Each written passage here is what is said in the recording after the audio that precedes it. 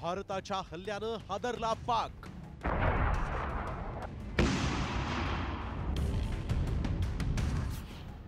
पाकचा अण्वस्त्र साठा धोक्यात।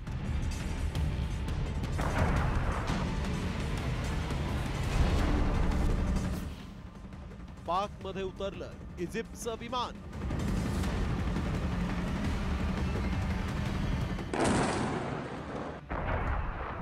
भारताच्या धमक्यांनी पाकच्या पायाखालची जमीनच सरकली आहे।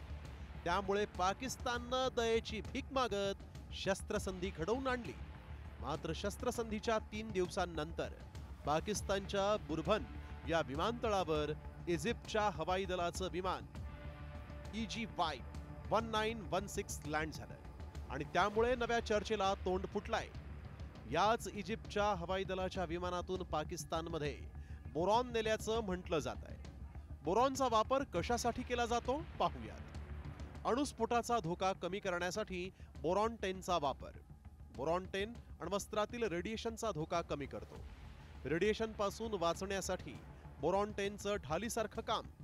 युरेनियमच्या विभाजनानंतर थर्मल न्यूट्रॉन शोषून घेण्याची क्षमता। पाकच्या कुरापतींना भारतानं ऑपरेशन सिंदूरनं उत्तर दिलं। थेट पाकिस्तानमध्ये घुसून भारतानं दहशतवादी तळच उद्ध्वस्त केले। मात्र पाकिस्तानला दरदरून घाम फुटलाय। त्याचं कारण भारतीय सैन्य दलाच्या पत्रकार परिषदेतून दिसून आलंय। हा व्हिडिओ पहा।